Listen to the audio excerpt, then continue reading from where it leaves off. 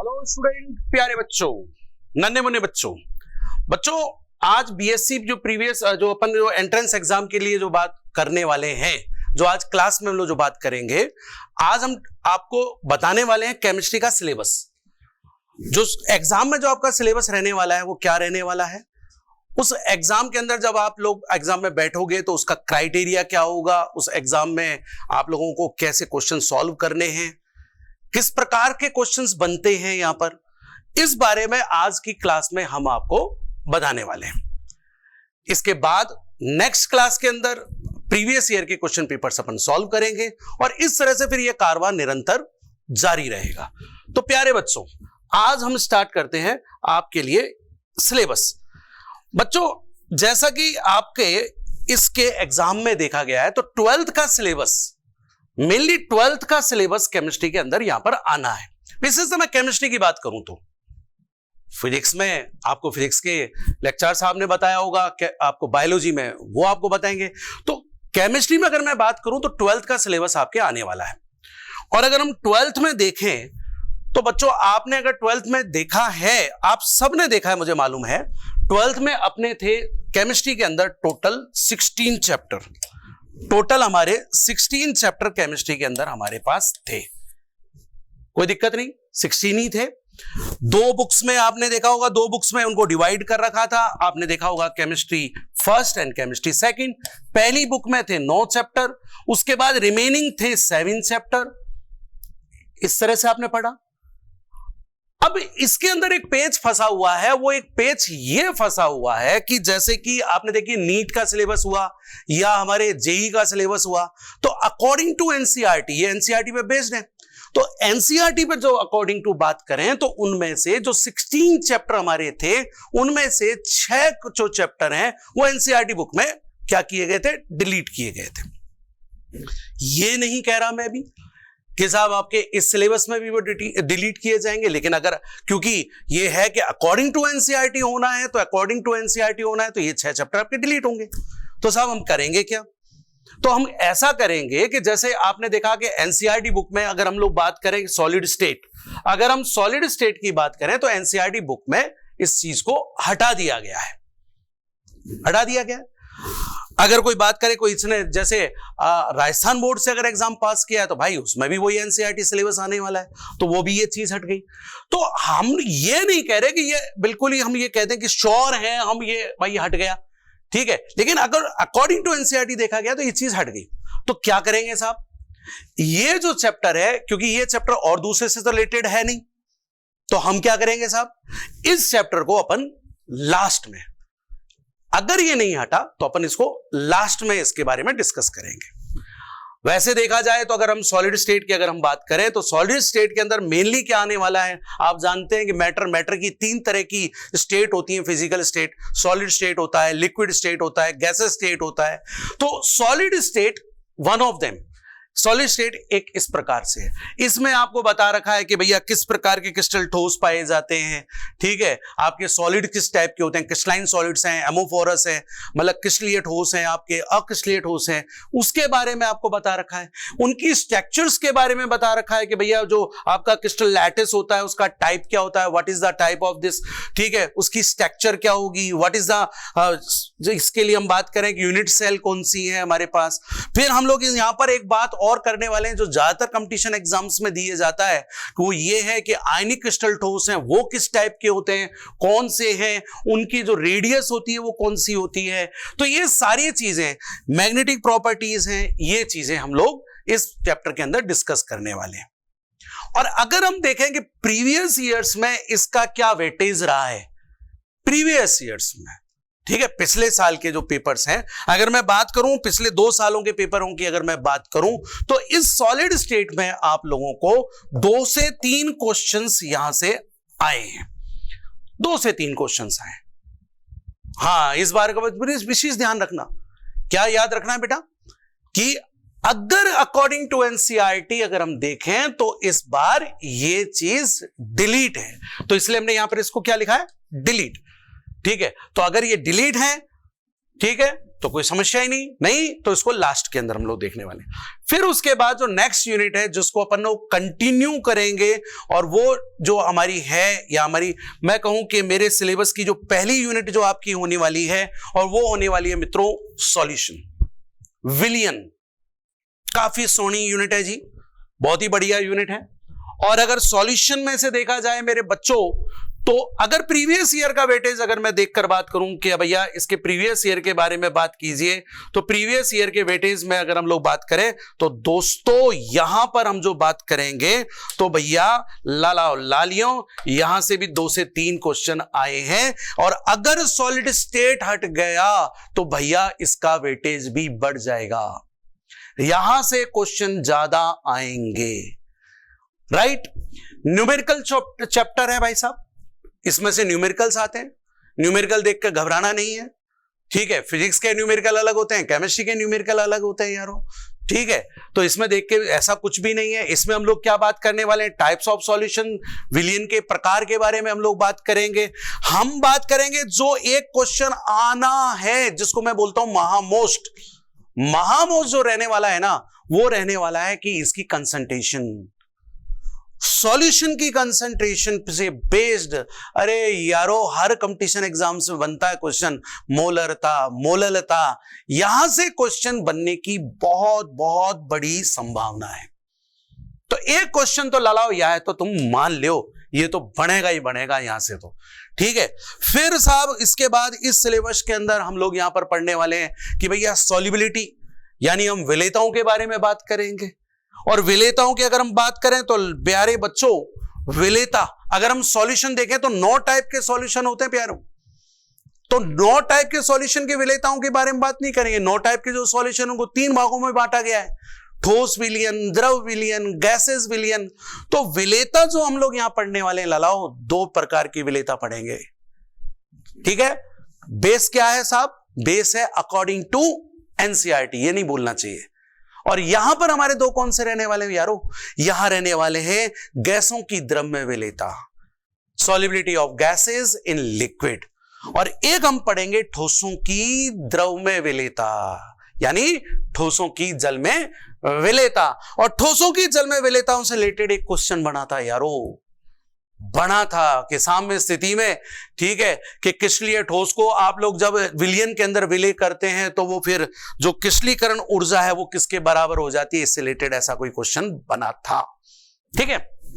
चलिए इसमें फिर एक जो प्यारा क्वेश्चन बनने की संभावना है, जो आने की संभावना है, जिसको हम बोले महामोस्ट, तो यारो यहां से महामोस्ट बनेगा आइडियल सॉल्यूशन और नॉन आइडियल सॉल्यूशन, आइडियल और non ideal.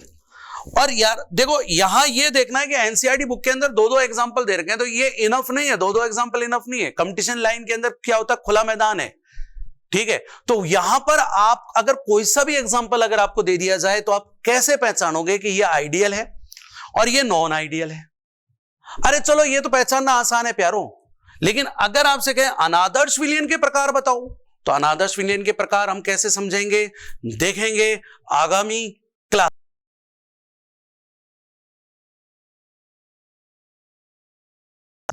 Colligative properties, previous year अगर आप क्वेश्चन पेपर को देखें, जिस बच्चे ने देख रखे हैं प्रीवियस ईयर में, तो बेटा कॉलिगेटिव प्रॉपर्टी अणुसंख्य गुणधर्म से रिलेटेड क्वेश्चन आया है, ठीक है।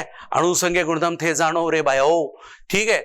4 प्रकार के हम लोग अणुसंख्य गुणधर्मों के बारे में बात करेंगे। क्वथनांक उन्नयन, ओके, हिमांक अवनमन, वाष्प दाब का अपेक्षिक अवनमन, और बायोलॉजी वालों के लिए फेवरेट है जी ये कौन सा, परासरण, ठीक है। परासरण ओस्मोसिस के बारे में बात करेंगे। तो यहां से क्वेश्चन आपका बन सकता है, यहां से भी बन सकता है, अंडे से भी बन सके, अंडे से भी बन सके, ठीक है। देखिए ये संभावना वाली बात बता रहा हूं, ये महामोस्ट वाली बात बता रहा हूं आपसे। और उसके बाद फिर हम लोग बात करें कि एबनॉर्मल मोलर मास, असामान्य अणुभार मोलर द्रव्यमान, उसके बारे में बात करें। यहां पर मेरे बच्चों यहां पर एक चीज और है, असामान्य मोलर द्रव्यमान में भी हम लोग बात करेंगे। यहां से हर कंपटीशन एग्जाम में क्वेश्चन बनता है, और वो है वांट ऑफ गुणांक, वांट ऑफ फैक्टर। यहां से भी एक क्वेश्चन बनेंगे, बिल्कुल बनेंगे, राइट। तो प्यारे बच्चों, एक जो पहली यूनिट हमारी जो रहने वाली है, अधिकृत जो पहली यूनिट हमारी रहने वाली है, वो कौन सी होगी? कौन सी? विलियन होगी। विलियन हम पढ़ेंगे, ये श्योर है। ये यूनिट आपको पढ़नी है। इसको हम लेके चलते हैं एज ए हम लोग फिजिकल केमिस्ट्री। ये फिजिकल केमिस्ट्री है प्यारे बालकों। इसी फिजिकल केमिस्ट्री के अंदर अगर हम लोग नेक्स्ट यूनिट के बारे में बात करें, नेक्स्ट यूनिट के बारे में अगर हम बात करें, बहुत ही अच्छी यूनिट हमारे पास आएगी, और वो आएगी यारो जिसको बोलते हैं इलेक्ट्रोकेमिस्ट्री, वैद्युत रसायन। टोटल समझने वाला टॉपिक है जी, टोटल, ठीक है, पूरी तरह से ये समझने वाला टॉपिक है। यहां पर अगर आप कहें कि गुरुदेव सबसे ज्यादा क्वेश्चन बनेगा कहां पर, प्यारे ये भी एक न्यूमेरिकल चैप्टर है, ठीक है, ये भी भैया न्यूमेरिकल आएगा, यहां पे न्यूमेरिकल आए। और इसमें बेटा न्यूमेरिकल ज्यादातर कहां से बन पाएगा? चालकता, कंडक्टिविटी। कंडक्टिविटी में हम बात करें मोलर चालकता, ठीक है, मोलर कंडक्टिविटी, यहां से कुछ क्वेश्चंस बन सकते हैं यारों। और यहां पर जो हम बात करें, एक जो बहुत ही बढ़िया चीज जो हम बात करेंगे वो है कोलराउस लॉ, कोलराउस का नियम। उस कोलराउस नियम से भी एक न्यूमेरिकल बनेगा। कोलराउस नियम एक नेंसर्ट इक्वेशन आप देख पा रहे हो, यहां से हम लोग बात करेंगे। नेंसर्ट इक्वेशन से हम लोग क्या निकालेंगे यारों? सेल का विद्युत वाहक बल, ठीक है, ये हम लोग निकालेंगे। सेल विभव हम लोग ज्ञात करने वाले हैं। यहां से एक बहुत प्यारा सा क्वेश्चन बनता है, यहां से बनेंगे क्वेश्चन, ठीक। और जो सबसे ज्यादा क्वेश्चन पूछने की जो संभावना बनेगी, और वो है हमारी बैटरीज, या हम बात करें यहां पर सेल, राइट। सेलों की अगर हम बात करें, बैटरी की अगर हम बात करें, तो यहां से भी क्वेश्चन बनेगा। और इक्वल वेटेज बेटा रहता है। अगर हम ठोस के से भी अगर हम बात करें, पिछले साल को देखें तो ठोस में 2 से 3 प्रश्न बने, विलियन में 2 से 3 प्रश्न बने, वैद्युत रसायन में भी बेटा 2 से 3 प्रश्न बनते हैं। और फिर रिपीट कर रहा हूं कि अगर ठोस हटाया गया, ऐसे 6 यूनिट अगर हटा दी गई अकॉर्डिंग टू एनसीईआरटी, तो इन लोगों के वेटेज अपने आप ही क्या हो जाएंगे? बढ़ जाएंगे, तब ज्यादा संख्या में क्वेश्चंस आएंगे, ठीक है। आपने समझा? इसमें एक चीज है संचारण, ठीक है, कोरेजन। कोरेजन भी हम लोग यहां पर देखने वाले हैं भाई साहब। तो ये कुछ एक बड़े छोटे छोटे टूंगी से टॉपिक हैं बेटा, जो हमारे यहां पर होने वाले हैं। तो कितनी यूनिट हमने बातें की? हमने बात की 3 यूनिट, ठीक है। अधिकृत रूप से बात करें तो विलियन, और विलियन के बाद हम बात करें वैद्युत रसायन। नेक्स्ट जो यूनिट हमारे पास रहने वाली है ना बेटा, अगेन वो हमारी फिजिकल केमिस्ट्री की यूनिट है, उसमें से भी हमें न्यूमेरिकल मिलेंगे। और वो जो बहुत ही प्यारी यूनिट है, उसमें से ज्यादा क्वेश्चन बनते हैं यारों, और वो है हमारा केमिकल काइनेटिक्स। बहुत क्वेश्चन बनते हैं और बहुत ही अच्छे अच्छे क्वेश्चन बनते हैं। इसमें आप लोग जो पढ़ने वाले हो वो पढ़ने वाले हैं साहब, हम 2 प्रकार की अभिक्रियाओं को पढ़ेंगे। एक तो शून्य कोटि की अभिक्रिया पढ़ोगे, और एक थे पढ़ोगा प्रथम कोटि की अभिक्रिया। द्वितीय कोटि की अभिक्रिया के बारे में चर्चा यहां पर नहीं होगी, क्योंकि द्वितीय कोटि बेटा ये चला जाता है ग्रेजुएशन में चला जाता है। तो हमारे 12th स्टैंडर्ड की बात करें, एनसीईआरटी की बात करें, तो 2 तरह की हम अभिक्रियाएं यहां पर विद्यार्थियों पढ़ने वाले हैं। और वो कौन सी होगी? एक तो 0 ऑर्डर रिएक्शन, और एक पढ़ेंगे सर फर्स्ट ऑर्डर रिएक्शन, ठीक है। प्रथम कोटि की अभिक्रियाएं और शून्य कोटि की अभिक्रियाएं। यहां पर भैया श्योर एक न्यूमेरिकल बनता है, बड़ा ही आसान, बहुत ही सिंपल सा एक न्यूमेरिकल बनता है। और अगर न्यूमेरिकल के बनने के साथ साथ देखिए क्वेश्चन आए हुए हैं, प्रीवियस ईयर के क्वेश्चन आए हुए हैं, और आपसे पूछा जाएगा कि बताइए ये रिएक्शन कौन से कोटि की अभिक्रिया है, कौन से कोटि की अभिक्रिया है।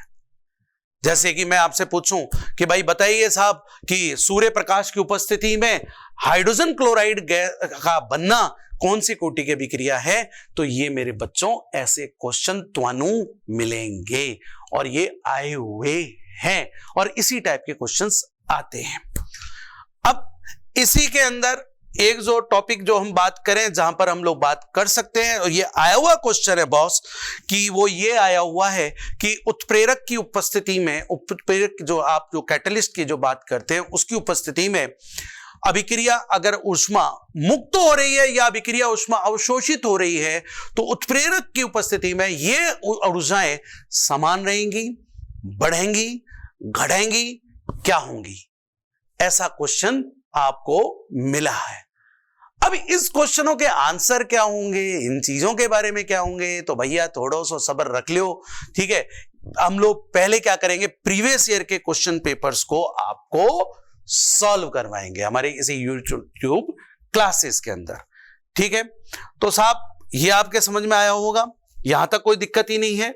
इसमें एक चीज और अगर आप देखना चाहें तो जो हम लोग यहां पर डिस्कस करेंगे जो एग्जाम में, देखिए मैं ये पूरा हम ये बात नहीं करें, सिलेबस तो आपके सामने है ही कि रासायनिक अभिक्रिया के वेग को प्रभावित करने वाले कारक ये तो हैं, ये तो आपको पीछे आपको दिखाई दे रहे होंगे। मैं बात कर रहा हूं जो हमारे मेन टॉपिक्स हैं, इनमें जो मेन टॉपिक्स हैं जिसके बारे में आपको ज्यादा से ज्यादा ध्यान रखना है, ठीक है, इनके बारे में बात करनी है। देखो कोई भी एग्जाम है, उस एग्जाम में अगर आपको सफलता प्राप्त करनी है ना, तो बच्चों सफलता प्राप्त करने के लिए बहुत जरूरी है कि आजकल एग्जाम में क्या ट्रेंड चल रहा है, कैसे क्वेश्चन पूछे जा रहे हैं।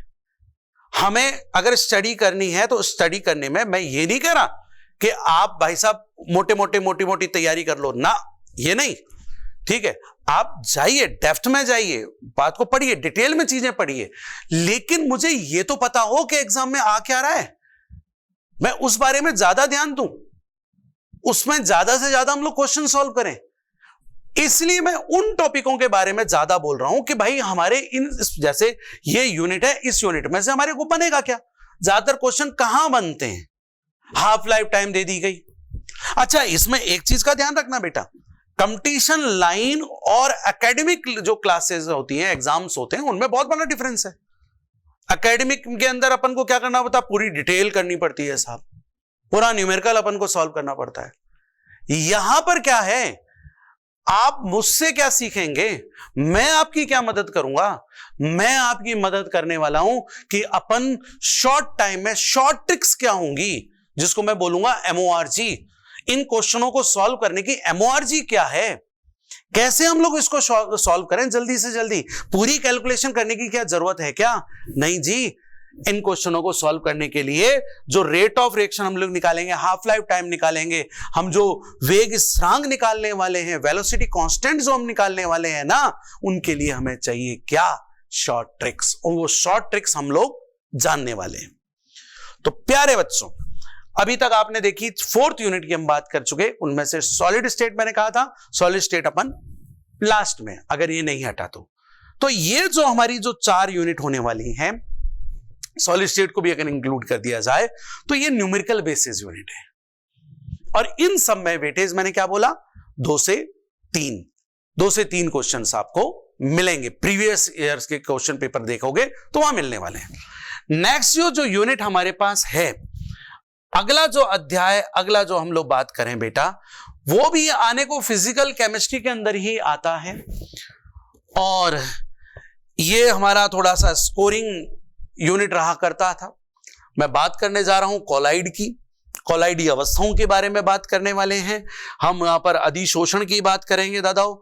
सर इसका नाम क्या है इस यूनिट का, इस यूनिट का प्यारा सा जो नाम छे भैया वो है सरफेस केमिस्ट्री, पृष्ठ रसायन। ये भी हमारी एनसीईआरटी बुक ने, हमारे एनसीईआरटी सिलेबस के अंदर, हमारे 12th के सिलेबस के अंदर, आपने पढ़ा होगा, 12th की तैयारी की होगी बोर्ड एग्जाम की, उसमें इस यूनिट को क्या किया गया था, हटा दिया गया है, बिल्कुल हटा दिया गया है साहब।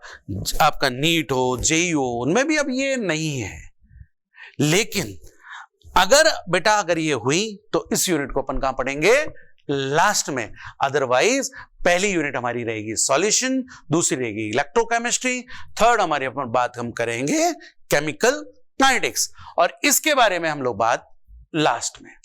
अगर मैं इसके बारे में बात करूं कि अगर प्रीवियस ईयर के अगर वेटेज की अगर मैं बात करने जाऊं बेटाओ, तो आपको यहां से जो मिले थे क्वेश्चन, जो हमें मिलते थे, ये क्वेश्चन थोड़े से कम मिले बेटा, लेकिन 1 से 2 प्रश्न तो यहां से बनते थे, बने हैं प्रीवियस ईयर के क्लासेस के अंदर। और बेसिकली जो क्वेश्चन आए हैं प्रीवियस ईयर में, वो आए हैं बेटा कैटलिस्ट से रिलेटेड, कैटलिस्ट से रिलेटेड आए थे। क्वेश्चन बना था साहब कि देखिए बहुत ही एंजाइम से संबंधित क्वेश्चन बना था कि दूध है, उसको दूध को दही में जमाने के लिए या दूध के पाश्चरीकरण के लिए कौन से एंजाइम की उपस्थिति आवश्यक होती है, इस तरह के वो पिछले साल कुछ क्वेश्चन पेपर में ये आने आया था। अगर ये यूनिट रही, अगर ये यूनिट है हमारे इसमें राइट आपके सिलेबस में, तो प्यारे बच्चों क्वेश्चन जो बनेगा वो क्वेश्चन यहां से बहुत बनने की संभावना है। Classification of colloids, in classification of colloids में 8 टाइप के कॉलाइड आप लोग पढ़ते हो, उसमें से हम एमल्शन भी पढ़ते हैं, जेल भी पढ़ते हैं, सॉल भी पढ़ते हैं। और वहां से क्वेश्चन ये बनेगा दोस्तों कि देखिए आपसे बोल दिएगा कि बादल, बादल है, अब बादल कहीं छबाया, वो 4 ऑप्शन तुम्हारे पास होंगे और आपको पहचानना पड़ेगा कि साहब बादल हमारा जेल है, बादल हमारा क्या है वायुसॉल है, या बादल हमारे पास इमल्शन है, क्या है। ये सब चीजें आप लोग इस टॉपिक के अंदर, इस यूनिट के अंदर आप लोग पढ़ने वाले हो। अन्यथा बात समझ में आ गई। एक क्वेश्चन प्रीवियस ईयर में यहां से ये भी बना था यारो, आपके पिछले साल में आया था, और वो था हार्डी एंड सुलजे के नियम। बहुत ही सोना नियम है जी, राइट। इसको मैं बोलता हूं जी मामोस्ट है जी। उसमें पूछा गया था कि साहब ये जो आपका धनात्मक सॉल है या ऋणात्मक सॉल है, इसका प्रभावी रूप से स्कंदन कौन सा आयन करेगा। 4 ऑप्शन तो अनु दिए गए थे, उसमें से ढूंढना था। ठीक है, याद करो आपने, खैर कहां से याद करेंगे अपन, तो 12th में अपन ने ये तो यूनिट पढ़ी ही नहीं। ठीक है, तो अगर होगी तो अपन पढ़ेंगे इस चीज को, इस यूनिट को भी पढ़ने वाले हैं। ठीक है, अब आइए सर, यहां तो हमने बात की कितनी, 5 यूनिट। इस 5 यूनिट में से हाँ जी 3 यूनिट तो श्योर है। 3 यूनिट श्योर कौन कौन सी हैं, विलियन है, और कौन सी है, विद्युत रसायन है, और कौन सी है, केमिकल काइनेटिक्स, रासायनिक बल गति की, है कि नहीं। इसके बाद एक और यूनिट है, इसको भी एनसीईआरटी से रुखसत कर दिया गया है, एनसीईआरटी ने इससे मुंह मोड़ लिया है, और वो यूनिट है, अरे राम राम राम, ठीक है, बड़ी चोखी यूनिट सी पाया। और ये चोखी यूनिट हमारी कौन सी थी, वो थी सर, इन शॉर्ट अगर मैं बोलूं तो इसको हम बोलते थे मेटलर्जी। ठीक है जी, मेटलर्जी से रिलेटेड, अरे लाला कभी कभार या में थे 1 या 2 क्वेश्चन बढ़ो, ठीक है, 1 या 2 क्वेश्चन बढ़तो या में थे, ठीक। और उसमें से एक तो एल्यूमिनियम के लिए आया था दादाओ, कि एल्यूमिनियम जो है ना, एल्यूमिनियम का शोधन हम करते हैं, एल्यूमिनियम तापी विधि जो है, एल्यूमिनो तापी विधि में जो एल्यूमिनियम धातु का उपयोग किया जाता है, किस प्रकार, किस लिए किया जाता है, ऑक्सीकारक हेतु, अपचायक हेतु, ये ऐसे क्वेश्चन, प्यारा सा सोना सा क्वेश्चन अंडे से आया था। एक प्योरिफिकेशन में ऐसे आया था, एक शोधन में से भी एक क्वेश्चन बना था।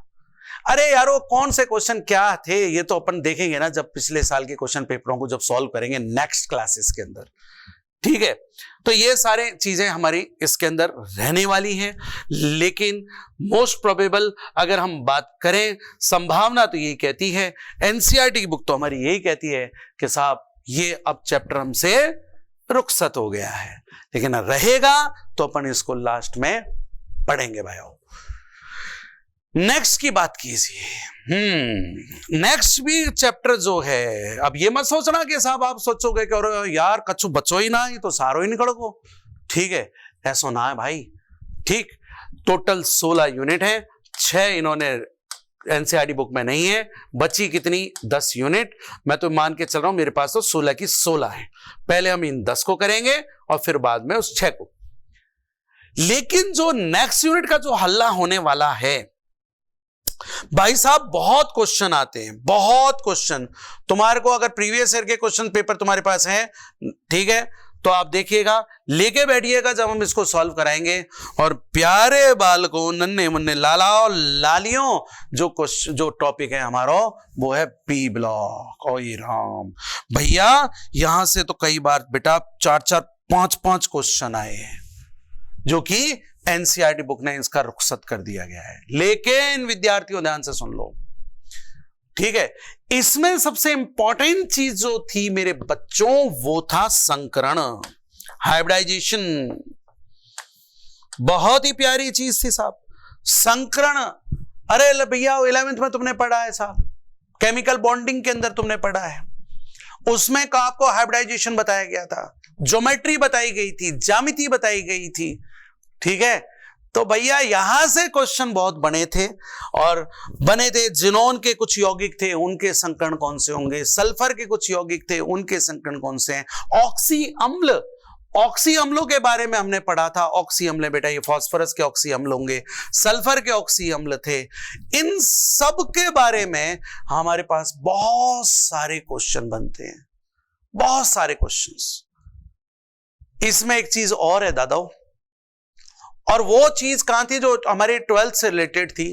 पीरियोडिक टेबल याद कीजिए वो दिन जब आपने पीरियोडिक टेबल पढ़ी, आवर्त सारणी पढ़ी है, उसमें आपने पढ़ा था साहब साइज के बारे में पढ़ा था, आकार के बारे में पढ़ा था, आपने पढ़ा था। हाँ, आप नहीं पढ़ा था साहब, कौन सी आयनन ऊर्जाओं के बारे में पढ़ा, विद्युत ऋणताओं के बारे में पढ़ा, याद है ना।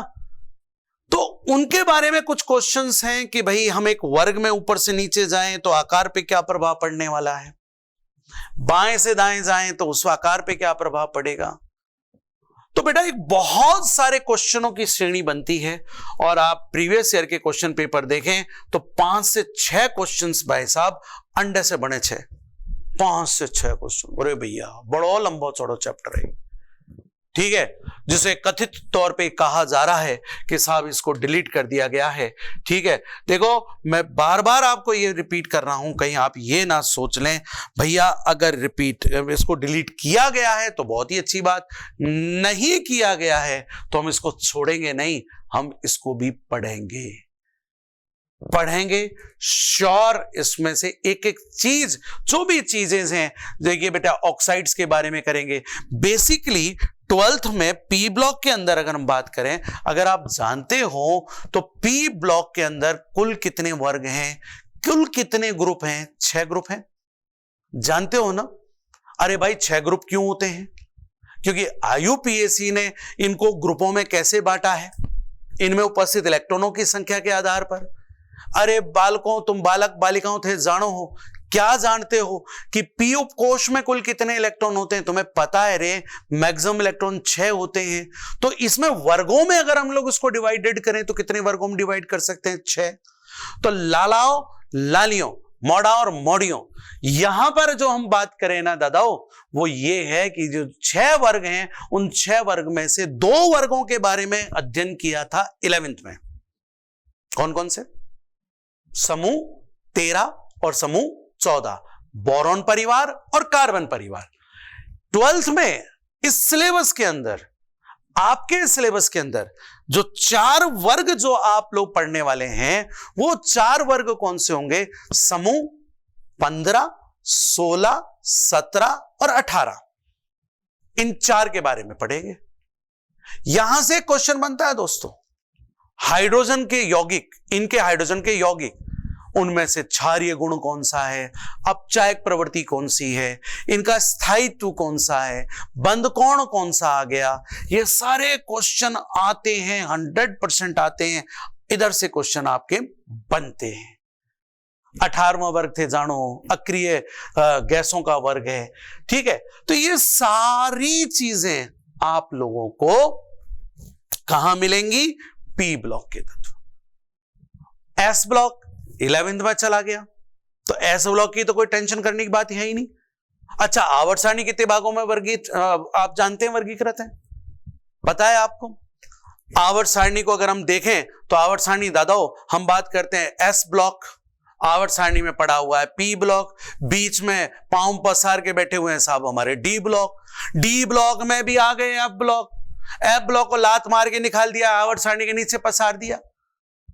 तो ऐसे कुल 4 खंड है ना, उन 4 खंडों में से एस ब्लॉक तो चला गया 11th में, जो तुम्हारे अभी तो इन चीजों का मतलब ही नहीं है, उसके बारे में टेंशन ना करो। ये मे भी हो सकता है, मैं तो कहूं ना यार ये तो नहीं होना चाहिए, क्योंकि प्यारा सा टॉपिक है तो ठीक है।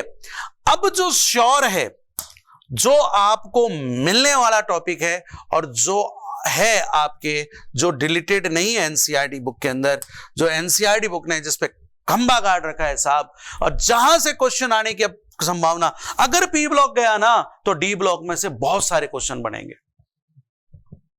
कौन सा है? डी और एफ ब्लॉक। ये जो डी और एफ ब्लॉक है प्यारों, यहां से क्वेश्चन बनते हैं। और यहां पर मेन क्वेश्चन कौन सा बनता है भक्तों? यहां पर क्वेश्चन बनेगा इलेक्ट्रॉनिक विन्यास, इलेक्ट्रॉनिक कॉन्फ़िगरेशन। ओहो, और मैं बता दूं तुम्हें, यही समझाता हूं। अरे 2 का तो भाई साहब एग्जाम उन्होंने, कंपटीशन एग्जाम होने 2 के तो पीछे पड़ गए हाथ 2 के। अरे वो 2 कौन से हैं? एक तो भाई साहब कॉपर है और एक हमारा क्रोमियम है, इनके बारे में पूछा जाता है। अब यहां पर एक बात और है दोस्तों, इनके कुछ गुणधर्म कैसे कि साहब ये कॉम्प्लेक्स कंपाउंड बनाएंगे कि नहीं बनाएंगे, संकुल यौगिक बनाएंगे कि नहीं बनाएंगे, यह पूछा जाएगा तुम लोगों से यार, कि भाई संकुल यौगिक बनाएगा कि नहीं बनाएगा। आपसे पूछा जाएगा भाई साहब मिश्र धातु कौन बनाएगा, आपसे पूछा जाएगा इनकी कठोरताओं के बारे में, ठीक है। और जो श्योर है लिख लो, महामोस्ट है, वो क्वेश्चन क्या है? इसकी मैग्नेटिक प्रॉपर्टीज। आता है रे, आया है रे, ठीक है। मैग्नेटिक प्रॉपर्टी के बारे में पूछा जाएगा, आपसे पूछा जाएगा कौन सा कलर है, कौन सा कलरफुल है, कौन सा कलरलेस है, ऐसी बातें पूछेंगे रे। अच्छा, चुंबकीय गुणों में एक जो मैग्नेटिक प्रॉपर्टी है ना, उसमें एक चीज और पूछते हैं बेटा, यहां पर चुंबकीय आघूर्ण म्यू आता है, क्वेश्चन लिख लेना, मिलेगा यहां से क्वेश्चन, यहां से मिलेगा। फिर एक्टिनाइड और लेंथेनाइड जो तत्व है ना बेटा, यहां से क्वेश्चन कम बनते हैं, इधर से ये टॉपिक भी छोटा है और यहां से क्वेश्चन कम बनते हैं। ऐसा नहीं है कि अपन ये चीज को स्किप कर जाएंगे, पढ़ेंगे यारो, छोड़ना तो एक भी नहीं है, ठीक है ना, राइट। देखिए आपको अगर पेपर पैटर्न के बारे में पता है, ठीक है, आगे अगर क्यों बोलूं यार, आपको पता ही है, कोई भी अगर आपको युद्ध में जाना है तो युद्ध में जाने के लिए आपको युद्ध के नियम तो पता ही होने चाहिए, ये तो मालूम ही होने चाहिए। फिर भी चलिए मेरा दायित्व बनता है मैं आपको थोड़ा सा बताऊं। आप जानते हैं टोटल कितने क्वेश्चन आने वाले हैं? आपके 100 क्वेश्चन आने वाले हैं। 100 क्वेश्चन में आज ही बंटवारा होगा 3 जगह। एक तो जाएगी फिजिक्स, सबसे पहले आपको दर्शन फिजिक्स के ही होंगे पेपर में, इसके 33 क्वेश्चन आपको नजर आएंगे, ठीक है ना, सोने 33 क्वेश्चन आपको नजर आने वाले हैं। उसके बाद हमारी बीच की केमिस्ट्री, अंडवी बाया 33 क्वेश्चन थाने मिलेगा। और फिर तुम्हारी सबसे प्यारी, सबसे राज दुलारी, जो तुम्हारे काम की चीज है साहब, बायोलॉजी। बायोलॉजी में कितने क्वेश्चन है? 34, एक क्वेश्चन ज्यादा हमसे, राइट। इस तरह से 100 क्वेश्चन आपके रहने वाले हैं। 100 मार्क्स का क्वेश्चन पेपर होगा, ऑब्जेक्टिव होगा जी। लेकिन एक जो सबसे प्यारी बात है ना, ठीक है, जो वैसे तो कहा जाए तुम्हारे पक्ष में रहेगी, लेकिन यार जब तक कुछ बंधन ना हो नेगेटिव मार्किंग के, तब तक मजा नहीं आता। लेकिन यहां तुम्हारी नेगेटिव मार्किंग नहीं है। ईच क्वेश्चंस का, प्रत्येक प्रश्न का 1 नंबर है। सही करोगे 1 नंबर मिल जाएगा, राइट, नहीं करोगे कुछ नहीं मिलेगा। इस तरह से चलने वाला है। तो प्यारो, ये तो तुम्हारा क्वेश्चन पैटर्न हो गया।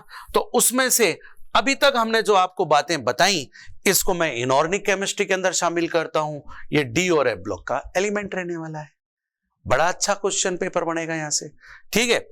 अब मेरे प्यारे बच्चे, नेक्स्ट जो हमारे पास रहने वाला है भाई, यहां से, ओहो आजा रे भैया, आजा लाला, धीरे धीरे आ। प्यारे बालकों, लाला ला लिया 2 से 3 क्वेश्चन। बहुत ही प्यारा टॉपिक, बहुत टाइम टेकिंग है सर, क्योंकि चीजें इसमें बहुत सारी, ठीक है। अगर आप श्योर बोलें कि साहब ये बताओ कि मलाई मलाई कौन सी है इसमें, अगर वो जानना चाहते हैं तो बेटा इसमें से जो ज्यादातर क्वेश्चंस हमारे पास जो बनेंगे ना वो बनते हैं आइसोमेरिज्म में से, उपसंयोजी यौगिकों की समावेता। यहां से इसमें हाइब्रिडाइजेशन भी है, इसमें संकरण भी है कि साहब ये जो आपको दिया गया DsP2 संकरण है, कौन सा संकरण है, इसके बारे में बातें होंगी।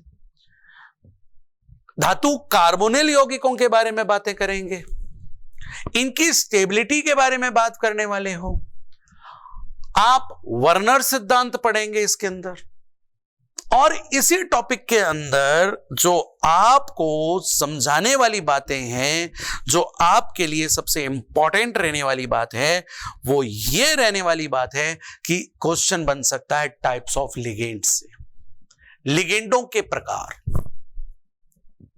12th में भी था भाई तुम्हारे, और उन लिगेंडों के प्रकार में तुमने पढ़ा होगा, एक दंतुक लिगेंड, मोनोडेंटेट लिगेंड्स, ठीक है, यूनिडेंटेट भी बोलते हैं दादाओं, एक बाइडेंटेट लिगेंड्स था, द्विदंतुक लिगेंड पढ़ा है कि नहीं पढ़ा?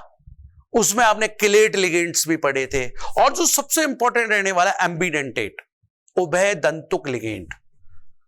उभय दंतुक लिगेंड के बारे में पूछा जाएगा कि बताइए इनमें से कौन सा उभय दंतुक लिगेंड है।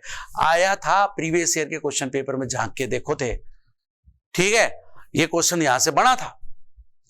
फिर इसके अंदर कुछ एप्लीकेशंस हैं। एप्लीकेशन क्या है साहब? हीमोग्लोबिन कौन से किस आयन के उससे बनता है, धातु आयन के साथ इसका जो बनता है, इसका मतलब उपसंयोजी यौगिक बनता है। क्लोरोफिल के अंदर क्या रहने वाला है, ये चीजें हमारे काम की हैं। आपसे पूछा जाएगा जल की कठोरता को दूर करने के लिए कौन सा कॉम्प्लेक्स आप काम में लेते हो, कैंसर दवा के लिए कौन सा है। तो ये सब कुछ आने वाला है एप्लीकेशंस में, यूजेस एंड एप्लीकेशन, महत्व और अनुप्रयोग के अंदर। यहां पर हम लोग देखेंगे, इनको हम पकड़ के चलेंगे, और बड़ा ही अच्छा टॉपिक रहने वाला है दोस्तों, ठीक है, बहुत ही अच्छा टॉपिक। अच्छा, इसमें अपन एक चीज ये कर सकते हैं, जब अपन सिलेबस को जब इसको अपन करेंगे ना, उसमें अपन एक काम कर सकते हैं यार। क्या? मेनली केमिस्ट्री की अगर मैं बात करूं तो इनऑर्गेनिक केमिस्ट्री हो गई, फिजिकल केमिस्ट्री हो गई, आपकी ऑर्गेनिक केमिस्ट्री हो गई, यही है 3। तो अपन एक काम यूं नहीं करेंगे यार, क्योंकि एक खट्टा है, एक मीठा है, एक नमकीन है। तो एक काम करेंगे, खट्टा भी खाओ, फिर मीठा खा लियो, फिर नमकीन खा लियो। कंटिन्यूटी के अंदर अपन बात ना करके, जैसे पहले सॉल्यूशन ले लिया, फिर अपन एक काम करेंगे, एक फिजिकल का हो गया, एक इनऑर्गेनिक का हो गया, एक ऐसे ऐसे हम लोग कर सकते हैं। हाँ, ऑर्गेनिक जो है वो लास्ट में ले, क्योंकि वो कंटिन्यूटी पे चलती है यार पूरी, वो हम लोग देखें। तो साहब यहां तक के जो बात करें वो तुम्हारी केमिस्ट्री पार्ट फर्स्ट में थे, ये 9 चैप्टर थे, और इन 9 चैप्टर में से अगर हम देखें, आपकी एनसीईआरटी बुक के अंदर देखें, तो एनसीईआरटी बुक के अंदर आपके 9 में से कितने चैप्टर थे साहब? 6। सॉलिड नहीं था, ठीक है, मेटलर्जी वाला पार्ट नहीं था, और कौन सा नहीं था? 6 नहीं, 5 हो गए, और एक आपका बच गया पी ब्लॉक, और एक तुम्हारा बच गया सरफेस केमिस्ट्री, वो नहीं थी तुम्हारी एनसीईआरटी में, ठीक है। अब जो मिलेगा ना, मोस्ट ऑफ द सारे चैप्टर होंगे, लास्ट के चैप्टर नहीं थे, और वो अब हम घुस रहे हैं भाई साहब, हम एंटर कर रहे हैं आपकी सबकी राज दुलारी अखियों की तारी, कौन सी? Organic chemistry. ऑर्गेनिक केमिस्ट्री लाओ। ऑर्गेनिक केमिस्ट्री में अगर हम देखें तो सबसे पहले मुंह फाड़ते हुए नजर आएंगे कौन? Halo alkane, hello arene. Organic chemistry का एक भैया एक अच्छा मैं पक्ष बताऊं। 11th में अगर हम देखें तो 11th में हमने पढ़ा था हाइड्रोकार्बन, याद है? ठीक है, once upon a time 11th hydrocarbon पढ़े थे बेटा। वो हाइड्रोकार्बन यूं मत सोचिए कि वो हाइड्रोकार्बन नहीं आएगा, हाइड्रोकार्बन का यूज यहां भी है। मतलब ऑर्गेनिक अपन को देखनी है तो ऑर्गेनिक पूरी देखनी है, हाइड्रोकार्बन आएगा। अरे यारो, एल्कीन पर HX का योग कराओगे यार, बहुत ही इंपॉर्टेंट है यार, पूछता है यार एक मार्कोनिकॉफ रूल्स और एक एंटी मार्कोनिकॉफ रूल्स। HX का अगर आप योग कराओगे तो बनेंगे हेलो एल्केन अमिताभ बच्चन जी। ठीक है, तो हेलो एल्केन जब आप पढ़ोगे, बिल्कुल पढ़ोगे, तो उनमें अपन को 11th की ओर भी जाना पड़ेगा, वहां पे भी अपन बात करेंगे। हाँ, क्योंकि कई लोगों की शिकायत रहती है, साहब हम तो ना जाने ऑर्निक तो भैया हमारे पूछे मत, पल्ले ही ना पड़े। अरे दादाओ, वो तरीका अलग था, उसमें आपको रिएक्शन लिखनी पड़ती थी। एक बात ध्यान रखना बेटा, वहां रिएक्शन लिखनी पड़ती थी, यहां तुम्हें रिएक्शन पहचाननी है। यहां आंसर तुम्हें 4 ऑप्शन दे रखे हैं, उनमें से खोद के निकालना है, और उसमें हम लोग आपको सहायता करेंगे। हम आपको बताएंगे कि भाई देख कैसे पहचानेगा तू। तो ऑर्निक को अपन पढ़ेंगे, लेकिन बिल्कुल अलग ढंग से, बिल्कुल अलग ढंग से। ठीक है, वो चीज हम लोग करने वाले हैं, उसमें कहीं कोई दिक्कत नहीं होगी, आप टेंशन ना लें। यहां पर अगर मैं बात करूं प्रीवियस ईयर के क्वेश्चन पेपर्सों की, अगर मैं बात करूं तो बेटा क्वेश्चन पेपरों में आया था SN1 और SN2 मैकेनिज्म। SN2 और SN1 मैकेनिज्म से रिलेटेड आपको क्वेश्चन मिला था, प्रीवियस ईयर में मिला था, मिलेगा। SN1 SN2 बहुत ज्यादा इंपॉर्टेंट है यारो, यहां से क्वेश्चन बनेगा। अभिक्रियाओं के प्रकार में से SN मैकेनिज्म में आता है SN1 SN2। यार इसमें कुछ नेम रिएक्शंस है, नेम रिएक्शन है, वुड्स रिएक्शन, नाम तो सुना होगा।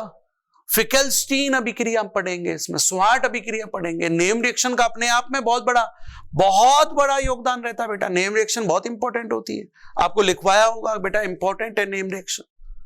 तो नेम रिएक्शंस यहां पर हैं, उनके बारे में पढ़ने वाले हैं। और एक चीज ऑर्निक में आप ये समझ जाइए, हर ऑर्निक चैप्टर में आपको एक टॉपिक देखने को मिलेगा, और वो टॉपिक आपका होगा भौतिक गुणधर्म, फिजिकल प्रॉपर्टीज। प्यारे बालकों, भौतिक गुणधर्म में बेसिकली 2 चीजें एग्जाम में आती हैं, और वो 2 चीजें हमारी कौन सी होती हैं? वो चीज होती है हमारी कि भैया melting point and boiling point, melting and boiling point, basically boiling point एक, और दूसरी आपसे पूछा कि सॉल्युबिलिटी इन वाटर, यानी जल में विलेयता। अंडे से क्वेश्चन बनते हैं, अब वो अल्कोहल में भी आएगा, वो हेलो एल्केन वाले टॉपिक में भी आएगा, कार्बोनिल यौगिक वालों वाली में टॉपिक में भी आएगा। एक चैप्टर आप अमीन पढ़ोगे, एमीन्स में भी आप लोगों को मिलेगा। ठीक है, वहां ये मिलेंगे, और उन सबका एक ही डर रहा है। देखिए साहब, केमिस्ट्री में अगर मुझे मालूम हो ना कि जल में विलेयता के बारे में अगर मुझे बात करनी है ना, तो मुझे बात करनी है हाइड्रोजन बॉन्डिंग की। हाइड्रोजन बॉन्डिंग पकड़ के बैठ जाओ, जल में विलेयता वाले क्वेश्चन सॉल्व हो जाएंगे। अगर मैंने पढ़ना है मेल्टिंग पॉइंट या बॉइलिंग पॉइंट के बारे में बात करना है, तो मैं वहां पर बात करूंगा मॉलिक्यूलर वेट की, अणुभारों की, मोलर द्रव्यमानों की बात करूंगा। आप उसके बारे में बात कीजिए।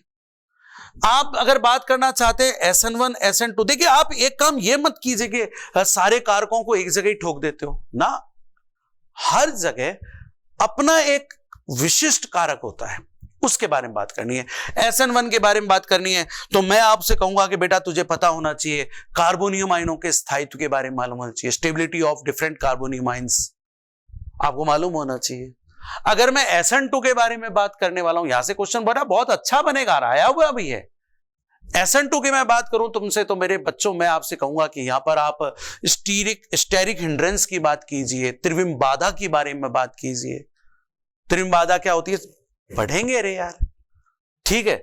तो ये सारी बातें, फिर एक पॉलीहेलोजन कंपाउंड्स हैं यार, यहां से आपको एक क्लोरोफॉर्म, दादा आपको मुंह फाड़ते हुए नजर आएंगे क्लोरोफॉर्म भैया। इस क्लोरोफॉर्म से रिलेटेड भैया 2-3 क्वेश्चन बड़े प्यारे प्यारे से बनते हैं कि भाई वायु में क्लोरोफॉर्म को खुला छोड़ दें तो क्या कौन सी विषैली गैस बनती है, कौन सी पॉइजनस गैस बनती है, ये आप पढ़ने वाले हैं। क्लोरोफॉर्म टेस्ट के बारे में पढ़ेंगे। एक क्वेश्चन आया हुआ है साहब कि इनमें से कौन सा जो अमिताभ बच्चन जी हैं, या मतलब कहने का मतलब कौन से कंपाउंड है हमारे, वो कौन से हेलोफॉर्म टेस्ट देते हैं, आयोडोफॉर्म परीक्षण देते हैं, आता है। ठीक है, आयोडोफॉर्म क्या बनेगा, कैसे हेलोफॉर्म रिएक्शंस होने वाली हैं, ये आप यहां पढ़ने वाले हो, इसमें पढ़ेंगे। इसमें एक भाई साहब हम पढ़ेंगे जिसको बोलते हैं DDT, वो हम लोग यहां पर पढ़ेंगे। पॉलीहेलोजन कंपाउंड्स में आप लोग यहां पढ़ेंगे। हेलोएरिन्स, हेलोएरिन्स के अंदर 2-3 चीजें हैं बेटा। फिटिंग रिएक्शन के बारे में आप हेलोएरिन्स के बारे में पढ़ने वाले हैं। आपको मालूम होना चाहिए कि हेलोएरिन्स क्या चीजें होती हैं। ये सब बातें हम लोग देखे चलेंगे साहब, इन सब के बारे में हम चर्चा करेंगे। और इसके बाद जो फिर हम लोग नेक्स्ट यूनिट पर चलें, और वो नेक्स्ट यूनिट में मेरे प्यारों यहां पर 3 बंदे आएंगे। एक आएगा अल्कोहल, एक आएंगे हमारे फिनॉल, और एक हमारे आएंगे ईथर भाई साहब। अच्छा, एक चीज और, मुझको एक चीज अभी याद आ गई, इसलिए मैं आपसे वो शेयर करना चाहता हूं। मेरी बात को आप समझ जाइए। अभी आप इस चीज को कर रहे हैं, आप प्री नर्सिंग एग्जाम देंगे। अब उसमें जो एम्स के लिए भी प्री नर्सिंग एग्जाम में होता है, एम्स के लिए भी तो होता है ना भाई, उसके सिलेबस में आपको मोस्ट ऑफ द ये जो सिलेबस है ना भाई, 12th का सिलेबस तो वहां भी है, आने वाला है, आपको ये यूजफुल रहेगा, उसके लिए भी यूजफुल है। वहां भी अल्कोहल भाई साहब ही आएंगे, 12th का सिलेबस तो वहां भी है, वो भी आने वाला है। तो बेटे नेक्स्ट जो हमारी यूनिट है 11वें नंबर की, ध्यान है भाई, इसको 11वें नंबर पे क्यों रखा है? अल्कोहल, जो अल्कोहलिक पर्सन है उनको 1 भी 2 नजर आते हैं, समझ गए? इसलिए ये यूनिट है 11वीं। खैर ये चीज वैसे तो अल्कोहल वाला जो चैप्टर है, इसमें 3 चीजें आप पढ़ने वाले हैं। एक तो पढ़ेंगे साहब हम लोग, टाइम पढ़ोगा थे, एक तो पढ़ेंगे सरकार हम अल्कोहल, एक पढ़ेंगे फिनॉल भाई साहब, और एक पढ़ेंगे ईथर बेंजीन। 3 चीजें, और इनमें बेटा वही बातें होंगी। क्लासिफिकेशन पे चले जाओ, नोमेनक्लेचर का तो एक तरीका है साहब, एक तरह से अपन नोमेनक्लेचर इसका पढ़ा देंगे। आईयूपीएसी नामकरण क्या होता है, रूढ़ पद्धति में इनका क्या नामकरण होता है, वो तो एक ही धर रहा है साहब, एक बार में आप समझ में आ जाएगी बातें, ठीक है।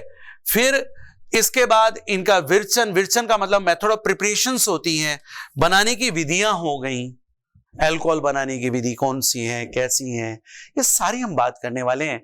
और विशेषतः सबसे ज्यादा इसमें जो काम आने वाली चीज है ना बेटा, वो इसके भी फिजिकल प्रॉपर्टीज है, कौन सी जल में विलय होगी, कौन सी ज्यादा होगी, ये पूछा गया क्वेश्चन है यारो। फिर इंडस्ट्रियल पर्पज के कुछ अल्कोहल्स हैं हमारे पास, इथेनॉल हो गया, मिथेनॉल हो गया, इंडस्ट्रियल पर्पज में इनका बहुत यूज होता है, ठीक है। कौन से अल्कोहल है, इंडस्ट्रियल पर्पज में अल्कोहल बनेंगे कैसे, इनका क्या यूजेस रहने वाला है, ठीक है। ये सारी बातें आप लोग इसके अंदर, इस चैप्टर के अंदर पढ़ने वाले हैं, सब में बातें करेंगे अपन लोग, ठीक है। फिनॉल देवता, अरे भाई साहब फिनॉल की कुछ रिएक्शंस तो बहुत ज्यादा इंपॉर्टेंट है यारो, याद दिलाऊं, 12th एग्जाम में भी किया होगा, आई भी है, याद है, ब्रोमीनीकरण आपने पढ़ा होगा, वहां पे कार्बन टेट्राक्लोराइड की उपस्थिति में ब्रोमीनीकरण क्या होगा, ठीक है, आपने पढ़ा है। ध्रुवीय अगर हम लोग विलायक बात करें तब उसके बारे में क्या बात करेंगे, ठीक है। नाइट्रीकरण में हमने पढ़ा है साहब। अच्छा और बताऊं मैं आपको, महामोस्ट लगा लो, महामोस्ट अभी लगा लो, वो है साहब राइमर-टिमान अभिक्रिया, कॉल्बे रिएक्शंस।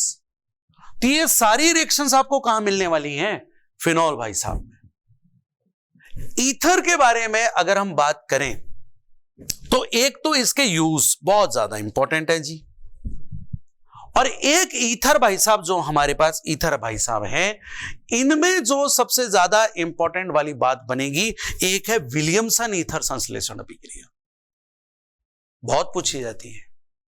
और एक आजकल जो ट्रेंड चल रहा है, अभी तक आपके एग्जाम में आया तो नहीं है, लेकिन एग्जाम में जो ट्रेंड चल रहा है वो ट्रेंड ये चल रहा है कि ईथर पर मैं HI का अगर योग कराऊं तो क्या बनेगा।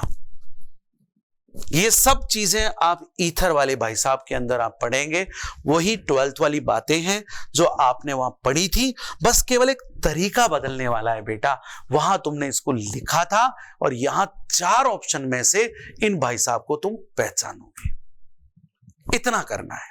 और उसमें हम तुम्हारी सहायता करेंगे कि भाई तुम कैसे पहचानोगे, तुम क्वेश्चन देख के टिक कैसे मारोगे, ठीक है, ये मुझे आपको सिखाना है और सीखेंगे हम लोग।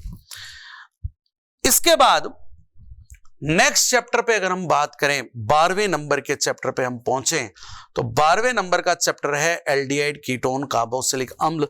अगर हम इसके बारे में बात करें, और हां अगर आप पूछेंगे गुरुजी प्रीवियस ईयर में इनका क्या वेटेज रहा था। तो दोस्तों प्रीवियस ईयर में ये जो 4 चैप्टर आप देखते हो, 4 चैप्टर हैं ये ऑर्गेनिक एसिड देखें, halo alkanes, halo arenes, alcohol, phenol, ether, carbonyl compounds और कार्बोक्सिलिक एसिड, एक ये यूनिट है और एक नेक्स्ट यूनिट जो अभी मैं बताने वाला हूं अमीन्स। अगर मैं इनके बारे में बात करूं कि आप कहें कि साहब इसमें कितने क्वेश्चंस आपके बने थे, तो इसमें बने थे टोटल 8 से 10 क्वेश्चंस, 8 से 10 क्वेश्चन। यानी यूं कह दूं कि मेरे केमिस्ट्री का 1/3 पार्ट जो है वो इन 4 से रिलेटेड है, ऑलमोस्ट 1/3 पार्ट ये 4 से रिलेटेड है। इसमें बहुत ही प्यारी चीज है साहब, एक बहुत ही इंपॉर्टेंट बात है, और वो इंपॉर्टेंट बात ये तो है ही क्या, नामकरण हो गया आपका, स्ट्रक्चर्स हो गई, आप विर्चन मतलब मेथड ऑफ प्रिपरेशंस हो गए, फिजिकल प्रॉपर्टीज हो गई, केमिकल रिएक्शंस हो गई, ये तो है। लेकिन जो बात है, जो क्वेश्चन बनता है वो बनता है कि एल्डिहाइड और कीटोन में रासायनिक विभेद कैसे करें, केमिकल टेस्टिंग कैसे करें। एक टेस्ट ट्यूब में कीटोन दे दे, एक टेस्ट ट्यूब में एल्डिहाइड दे दे। अब थे किया पहचानो ला भाया कि कौन सो एल्कोहल है, सॉरी कौन सो एल्डिहाइड और कौन सो कीटोन है। इसके लिए कुछ विधियां थी, टॉलेंस रिएजेंट, फेलिंग विलियन, यहां से क्वेश्चन बनता है कि आपसे पूछेगा भाई निम्न में से कौन सा टॉलेन अभिकर्मक के प्रति या टॉलेन अभिकर्मक के साथ श्वेत अवक्षेप प्रदान करता है। Which one of the following compounds, ठीक है, प्रिपेयर्ड सिल्वर मिरर, कौन सा सिल्वर मिरर बनाता है। ये सारी बातें वहां होने वाली है। कहां, यहां इस चैप्टर में। यहां पर आपसे क्वेश्चन ये भी पूछे जाएंगे साहब, हाँ बिल्कुल होंगे, कि कार्बोनाइल कंपाउंड जो हैं हमारे, जो आपके एल्डिहाइड कीटोन भाई साहब जो हैं, इनमें से कौन सा ज्यादा मोस्ट रिएक्टिव कौन सा है, अधिक क्रियाशील कौन होने वाला है, कौन सा कम क्रियाशील होगा, कौन सा ज्यादा क्रियाशील होगा। 4 ऑप्शन आपको दिए जाएंगे साहब, एक एसीटोन दे दिया, एक आपको फॉर्मल्डिहाइड दे दिया, एक एसिटाल्डिहाइड दे दिया, एक बेंजाल्डिहाइड बोल दिया, बता भाई इनमें से कौन सा ज्यादा क्रियाशील है योगात्मक अभिक्रिया के प्रति। राइट, ये क्वेश्चन आया है साहब। आपके प्रीवियस ईयर में क्वेश्चन ये भी आया था कि एसीटोन पर हाइड्रोजन साइनाइड का योग कराते हैं, साइनोहाइड्रिन बनता है, इस अभिक्रिया का प्रकार कौन सा है। न्यूक्लियोफिलिक एडिशन है, न्यूक्लियोफिलिक सब्स्टिट्यूशन है, इलेक्ट्रोफिलिक एडिशन है, इलेक्ट्रोफिलिक सब्स्टिट्यूशन है, इलेक्ट्रॉन्स नहीं योगात्मक है, इलेक्ट्रॉन्स नहीं प्रतिस्थापन है, नाभिक से नहीं योगात्मक है, या नाभिक से नहीं प्रतिस्थापन है। ऐसा क्वेश्चन बना था, आया है पिछले साल के पेपरों में। पिछले साल बोलना मेरा गलत है, पिछले 2 साल के पेपरों की बात कर रहा हूं मैं, ठीक है। आइए अब बात करें कार्बोक्सिलिक एसिड। कार्बोक्सिलिक एसिड, ओहो आपने पढ़ा होगा सर, 11th में भी पढ़ा होगा, क्या बोर्ड एग्जाम में आया है ना तुम्हारे क्वेश्चन। अरे विकार्बोक्सिलीकरण, डिकार्बोक्सिलेशन, सोडा लाइम, विकार्बोक्सिलीकरण करते हैं, क्या बनता है साहब, एल्केन। डिकार्बोक्सिलीकरण इसके अंदर पाया जाएगा, आपको कार्बोक्सिलिक एसिड मिलेगा। और एक जो क्वेश्चन बेटा जो बनने की प्रबल संभावना है, यहां जो बनने की प्रबल संभावना है वो बनेगा कि कार्बोक्सिलिक एसिड, इसके नाम में ही एसिड आ रहा है, लेकिन आपसे पूछा जाएगा कि भाई साहब ये 4 प्रकार के कार्बोक्सिलिक एसिड मैंने दे दिए, इन 4 ऑप्शन में से बता दे सबसे स्ट्रॉन्गेस्ट कौन सा कार्बोक्सिलिक एसिड है, सबसे प्रबलतम कार्बोक्सिलिक एसिड कौन सा है, सबसे वीकेस्ट कार्बोक्सिलिक एसिड कौन सा है। यह बात आपसे पूछी जा सकती है, तो यह आप आसानी से बता सकते हो। कैसे, मैं सिखाऊंगा भाई, राइट, हम बताएंगे आपको। तो चलिए साहब, एल्डिहाइड कीटोन कार्बोक्सिलिक एसिड, ये एक हमारे पास यूनिट रहने वाली है। मैंने कंबाइंड फॉर्म में आपको बता दिया कि 4 यूनिट में से टोटल क्वेश्चन प्रीवियस ईयर तक कितने बने थे। नेक्स्ट आइए साहब, नेक्स्ट पे बात कीजिए, इसी की बहन है, और वो बहन कौन सी है, एमीन। या के काफी पर कर दिए भाई, पहले बहुत बड़ी यूनिट थी, बहुत बड़ी यूनिट थी, नाइट्रो में भी बहुत सारी रिएक्शंस थी, अब भाई छोटा कर दिया, एमीन्स इसमें रख दिया है, चैप्टर का नाम ही ये रख दिया यार, एमीन। इस एमीन में अगर हम देखें ना तो 2 चीजें हैं। एमीन में हमारे पास साडेकॉल दो चीजें हैं साहब, एक तो ये एमीन है ही, और एक है ललाओ, हम पढ़ेंगे मोडाओ मोडियो मुंडाओ, हम पढ़ेंगे बेंजीन डाइएज़ोनियम, बेंजीन डाइएज़ोनियम लवण। बेंजीन डाइएज़ोनियम साल्ट के बारे में आप लोग पढ़ने वाले हैं। बहुत क्वेश्चन बने लालाओ यहां थे, बने को क्या भाई साहब, बाल्ज शीमान रिएक्शन हो गई आपकी, ठीक है। आपसे पूछा जाएगा कि साहब देखिए ये है, मैं एनिलीन बनाना चाहता हूं, मैं किससे एनिलीन बनाऊं, मुझे फिनॉल बनाना है, कपलिंग रिएक्शंस होंगी इसमें। एमिनो के अंदर एक जो चीज है, जैसे कि कार्बोक्सिलिक एसिड में आपने क्या देखा था, कार्बोक्सिलिक एसिड में देखा था अम्लीय प्रकृति कौन सा, किसकी मोस्ट एसिडिक कौन सा है और वीकेस्ट एसिडिक कौन सा है, वो आपने वहां देखा था। एमिनो की क्षारीय प्रवृत्ति होती है, बेसिसिटी होती है, तो इसकी क्षारीय प्रवृत्ति से भी आपको क्वेश्चन मिलेंगे। आपसे पूछा जाएगा भाई साहब कौन सी एमीन अधिक क्षारीय होती है, प्राथमिक एमीन दे देगा, द्वितीयक एमीन दे देगा, तृतीयक एमीन दे देगा। बेटाओ प्रीवियस ईयर के क्वेश्चन पेपर में एमीनों के नामकरण से संबंधित क्वेश्चन आया हुआ है रे भक्तों, नामकरण। लालाओ या को नामकरण से भी रिलेटेड क्वेश्चन बना है इसमें, ठीक है, दे सकते हो यार, कहां दिक्कत आ रही है, इजीली बताएंगे हम आपको, ठीक। तो यहां पर ये चीजें बनेंगी, नामकरण भी आपके लिए इंपॉर्टेंट है, बताएंगे साहब आपको। फिजिकल प्रॉपर्टी मैंने बोल ही दिया साहब, इनके सारे फिजिकल प्रॉपर्टी हमारे हैं ही। अब आइए सरकार, हे बायोलॉजी श्रेष्ठ विद्यार्थियों, बायोलॉजी में भी पढ़ा होगा और हम भी आपको पढ़ाएंगे, एनसीईआरटी बुक भी आपको बताएगी। प्यारे बालकों, लालाओं, लालियों, इसमें चैप्टर है बायोमोलिक्यूल्स। यस, बायोमोलिक्यूल्स किससे रिलेटेड है, बायोलॉजी से रिलेटेड है। इस बायोमोलिक्यूल्स में बेसिकली कार्बोहाइड्रेट, कार्बोहाइड्रेट, कार्बोहाइड्रेट आपने बेटा आपने बायोलॉजी में भी पढ़ा है, पढ़ेंगे। तो यहां अलग क्या है, वैसे तो आपने 12th में एग्जाम दिया है, आपको मालूम है। इसके अंदर जैसे हम बात करेंगे, जैसे कि मोनोकार्बोहाइड्रेट जो है हमारे पास, ठीक है, मोनोकार्बोहाइड्रेट में ग्लूकोज भैया आ गए, ठीक है, फ्रक्टोज भाई साहब आ गए, ठीक है। हमारे पास डाइसैकेराइड्स, मोनोसैकेराइड्स तो हमारे ग्लूकोज और ये है ही, डाइसैकेराइड्स में हमारे पास हैं साहब माल्टोज, सुक्रोज, लैक्टोज, ये भी आपने वहां पे पढ़े थे।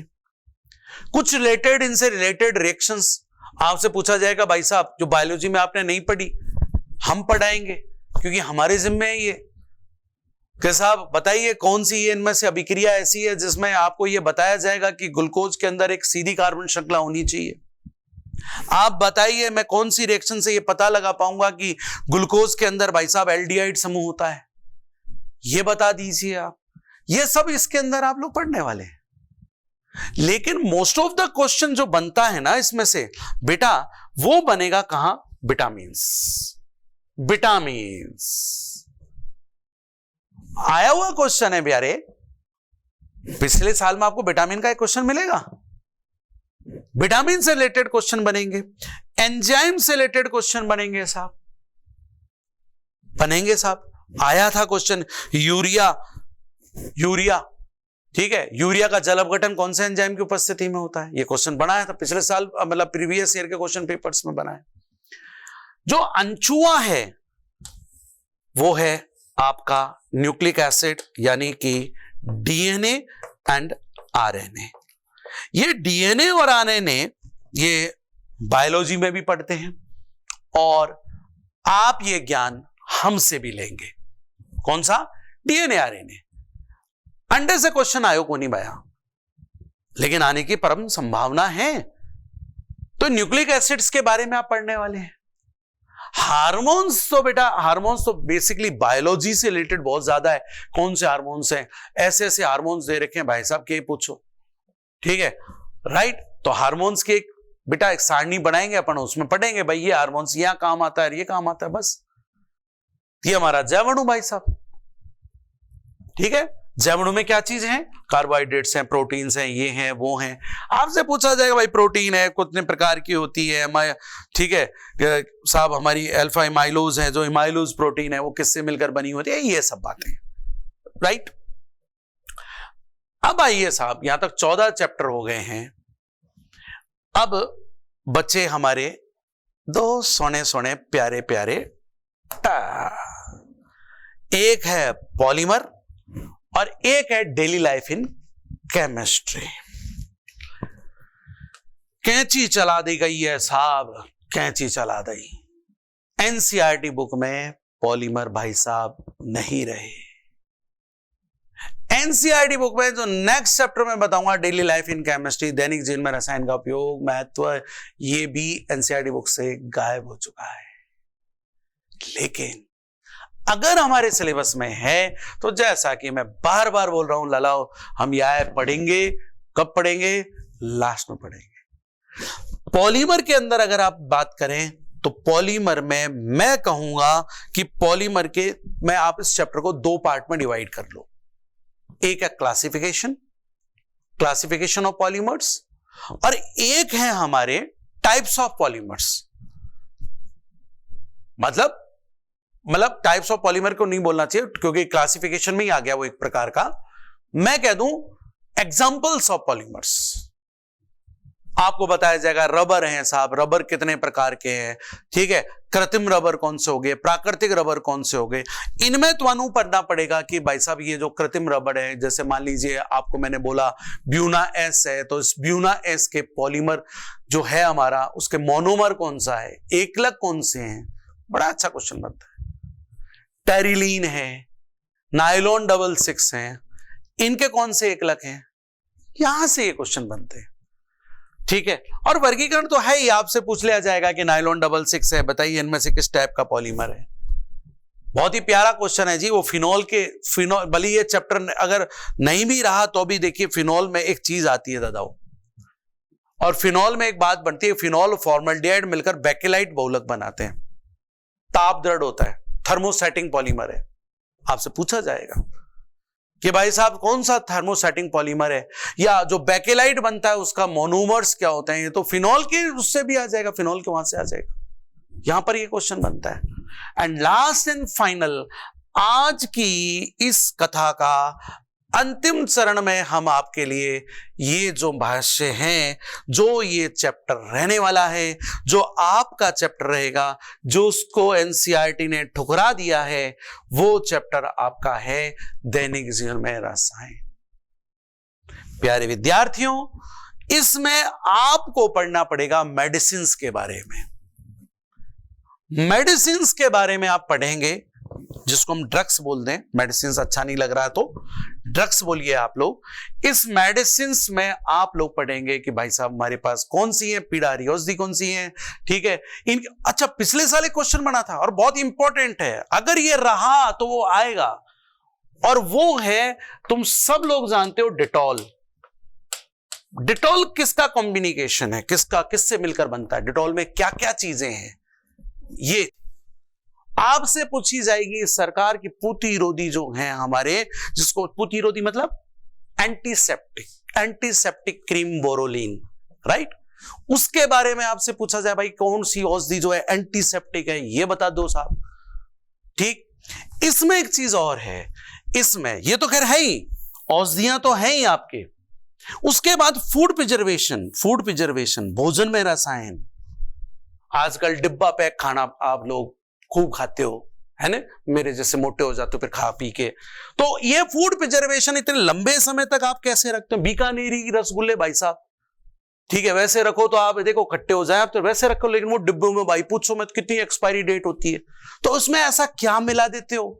ये सब आएगा फूड प्रिजर्वेशन में, तुम्हारे लिए काम की चीज है। एंड लास्ट में अगर हम बात करें, आज की लास्ट जो हम बात करने वाले हैं, इस कथा का अंत करेंगे, वो है हमारे शोधन अभिकर्मक, यानी कि डिटर्जेंट में बेटा ये भी यूं नहीं है कि कपड़े धोने वाला ही, वो नहीं, ठीक है, अपने बाल धो लियो, ठीक है, कौन से, मेरे तो टाट में बाल नहीं भाई, लेकिन बालें धोते हैं, खूब शैम्पू का इस्तेमाल करते हो, टूथपेस्ट वो भी डिटर्जेंट में ही आता है, कौन से डिटर्जेंट कैसे काम आएंगे, कौन से धनात्मक डिटर्जेंट है, ऋणात्मक डिटर्जेंट है, नॉन आयनिक डिटर्जेंट है, उन कौन से होते हैं, ये सब हम लोग इसमें पढ़ने वाले हैं। इस तरह से आज की कथा का हम इस बात का अंत करते हैं।